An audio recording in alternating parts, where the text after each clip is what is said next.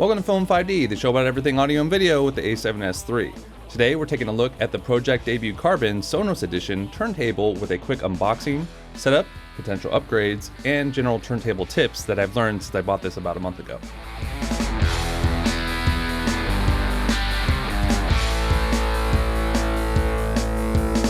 First off, I'm a total newbie when it comes to turntables. I haven't owned one since I was a little kid. But for my birthday this year, I got something that I never thought I'd want again, a turntable. What year is it, by the way? But when I first set it up, I immediately got into the idea of playing it on my home Sonos system, as I've invested heavily in speakers over the past decade. Right now, I have 4 Play 1s, a Play 3, a Move and a Roam, a Sub, an Arc, and most importantly, a Play 5. So needless to say, if I'm going to be using a turntable, I want it to play nicely with my home system. And I say most importantly the Play 5 because it's the one that you need to get your turntable playing on your Sonos system, as it's the only one that has an audio input. The only other way to hardline a turntable into your Sonos system is the port or amp that they sell. So anyway, I got this new classic looking turntable plugged into the Play 5 and found out pretty quickly that a lot of lower priced tables don't come with a preamp. Why do you need a preamp, you ask? Well, that's because the phono signal that you get from a turntable is very, very quiet and weak. So you have to boost it before it even hits your speaker. So even if you are using a self-powered speaker like a Sonos Play 5, you still need to first amplify the phono signal that comes from the cartridge. I started doing some research and was immediately turned on to the company Pro-Ject, who have been making high-end record players for the past 3 decades. I really like the modularity and upgradability of their turntables and the sleek, simplistic look. And then I found the Sonos Edition, which is only available on the Sonos website. The one key line in the feature set, an integrated phono preamp. Now, you can buy your own preamp, and this integrated one doesn't prevent you from doing that. You can actually bypass it. But for my setup in particular, I was looking for minimalism, and a separate phono preamp means an extra box that is an extra set of cables. I was also able to nab the Sonos Edition with 20% off, bringing the price much closer to the Pro-Ject Evo that it's based on. So what do you get with the Sonos Edition that's different from the Evo? Well, let's take a look. Firstly, you get a package with all the accessories, including RCA cables, 2 dry belts, an RCA split adapter for the Sonos Play 5, and an extra weight for the cartridge. Then we have the dust cover and the turntable itself. At the bottom of the box, you have the power adapter, the counterweight, and then the acrylic platter. At first glance, we start to see some of the differences from the Evo. So to reiterate, you get a built-in preamp, an electronic switching mechanism for vinyl RPM speed, the acrylic platter upgrade, which by itself is worth $150 when you purchase separately. You get the RCA cable adapter for the Play 5, which are about $3 on Amazon. And then you also get the Sonos felt top to better match your speakers and the branding of the Sonos. Now, the setup can be a bit tricky, and there is some conflicting information out there when it comes to this specific setup, the Pro-Ject debut Carbon into the Play 5. So I'm going to walk through some of the key setup steps to get you up and running. First, get your flat belt drive and connect it to the sub platter and to the motor spindle, and then place the platter over the top. Second, place the counterweight on the tone arm until you hear a click. Remove the plastic protective cover off the stylus and lower the tone arm between the platter and the armrest. Then twist the counterweight counterclockwise until the tone arm is floating weightless. At this point, you align the smaller dial without rotating the counterweight until 0 is at the top. Make sure the arm is still balanced and then rotate the counterweight until 18 is at the top. This will give you 1.8 grams of tracking force, which is the spec called for when it comes to the 2M Red cartridge, which is included with the Sonos Edition. For example, my 2M Bronze upgrade calls for 1.5 grams, more on that later. The third step is to place the anti-skate weight on the middle indent and just rest it over the hook. The last step that I'll cover here starts with the RCA cables. Make sure the yellow tabbed in is the side going into the Pro-Ject table, and no need to use the grounding wire. That's just if you have a separate phono preamp. If you put the RCA cables the wrong way, you will notice immediately, as there will be a nasty tone whenever the turntable is off, and the mix of the music will sound off. Like you'll hear more of the background music than the vocals, for example. Set the table to line out, and then plug the other end of the RCA cables into the adapter and then into your Sonos Play 5. You can then set your Play 5 to line out in the Sonos app, set up autoplay, which I recommend so it automatically pulls sound from the turntable whenever it's playing, and then set the source to level 7. Plug in the turntable and you're ready to start playing records. With that all out of the way, I want to talk about upgrades. Since getting the debut Carbon a month ago, I've spent in upgrades as much, if not more, than when I originally invested in the Sonos Edition. So I'm going to go through some upgrades in no particular order that I did. First off, if you got the Sonos edition, then you're good when it comes to the platter. The Acryl-It is the great upgrade from the metal ones that come with the regular Evo, reducing resonances you get from vibrations and sounds from the metal. By the way, just place your records right on the platter. No need to use that felt cover with the Sonos logo on it. But a related upgrade is the sub platter. This is an expensive one at $180, but an important one.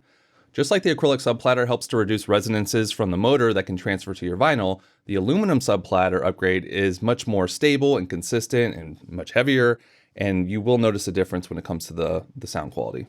The second upgrade I got was the Ground-It E-Bass, Pro-Ject's entry-level isolation bass, which is particularly useful if, like me, your Play 5 will be on the same piece of furniture as the turntable, since it helps isolate the table from vibrations, resulting in less distortion in your playback.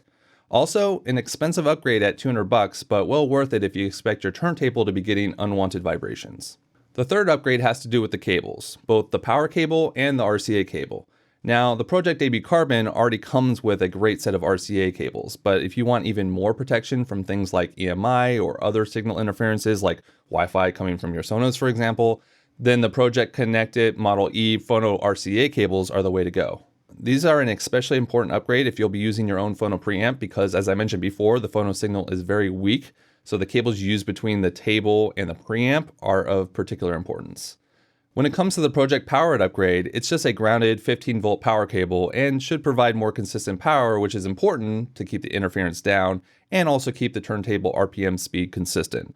This upgrade is key for Sonos users given the Sonos speakers, including the Play 5, are not grounded. They only have the two prongs, which can cause hum between the turntable and the speaker. And then the final upgrade I did was the cartridge. Now, most people will recommend the 2M Blue as the ideal upgrade to the 2M Red. This is because, for one, it is a decent jump in sound quality and detail, but second, it's just an easy swap. You could just buy the 2M Blue stylus and swap it with the red stylus. However, there are two other cartridges in the 2M line from Audifon, the bronze and the black. But these two require the full cartridge, so you can't just swap out the stylus, which is a harder install than just a stylus swap. Also, buying the whole cartridge is slightly more expensive than just a new stylus, like I mentioned before, but not by much. I went with the bronze personally for a few reasons. The easy reason is the price. For the cost of one 2M black, I was able to get the 2M bronze, the aluminum subplatter upgrade, and the RCA cable upgrade. Now, normally I'm the type to just go for the best and be done with it, but it's actually kind of complicated when it comes to turntable styluses. The fact of the matter is, you have to replace the stylus every 1,000 to 2,000 hours, which, depending on how often you're using it, could be once every 2 to 3 years.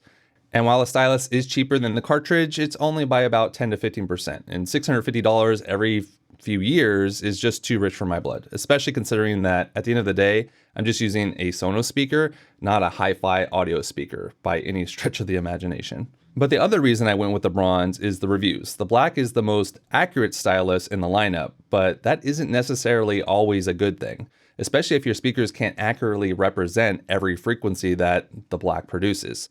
The bronze seems to be a good middle ground, a more pleasant sounding stylus compared to the analytical 2M black.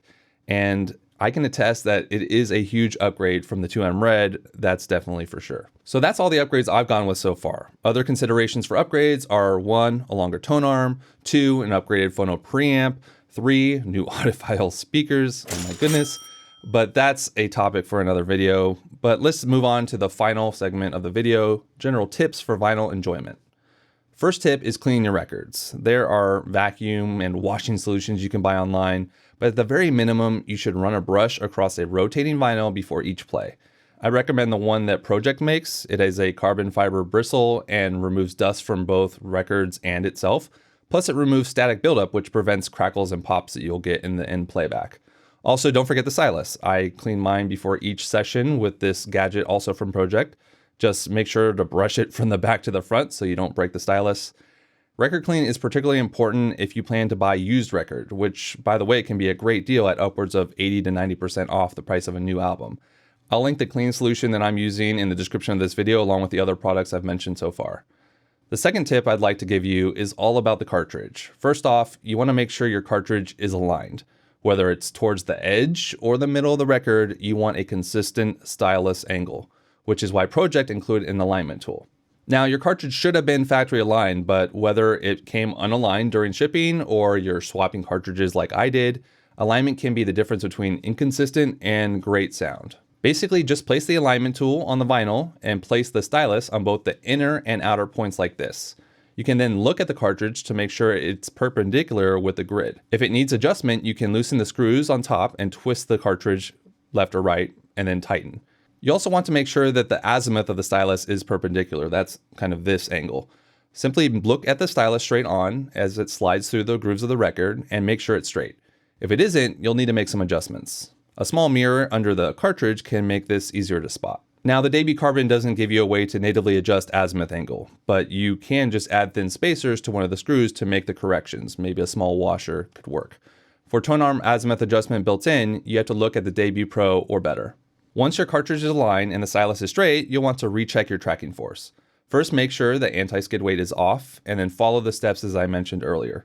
One thing that will help you dial in your tracking force is a scale gauge like this one I got here for 15 bucks. I know, big shocker, the first non-Pro-Ject accessory. I swear this isn't sponsored by Pro-Ject. My next tip is a reminder to lube the bearing where the subplighter slots into at least every 2 years. And again, the stylus should again be replaced every 1,000 to 2,000 hours. 2,000 if you don't care about the performance loss that you get after 1,000 hours. Finally, MM versus MC. If you see this written in any product descriptions or forums, then it's referring to the mechanism of the cartridge being moving magnet, like the 2M series I mentioned before, or moving coil.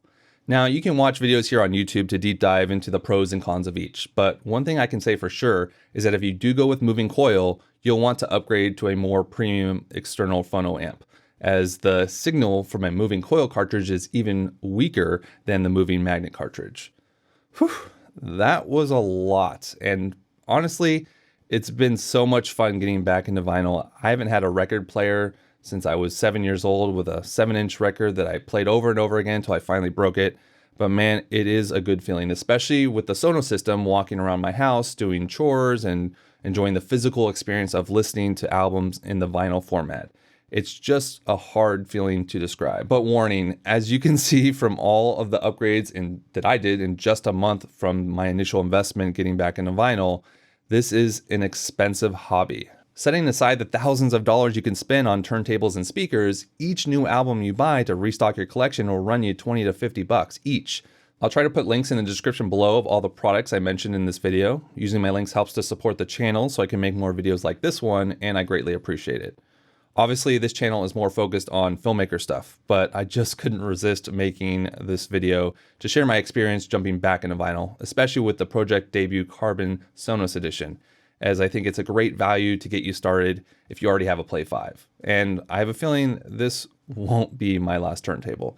But that's it for this episode. Give this video a like if you enjoyed the content and thought it was helpful. And let me know in the comments below if you've gotten back into vinyl yourself and which turntable you're running. I'm interested to hear what you have to say. Thanks for watching to the end, and I'll see you in the next one. If you're not subscribed, click the button on screen and hit the bell to receive notifications whenever I release a new video. I hope you enjoyed my review of the Pro-Ject Debut Carbon Sonos Edition. Thanks again for watching.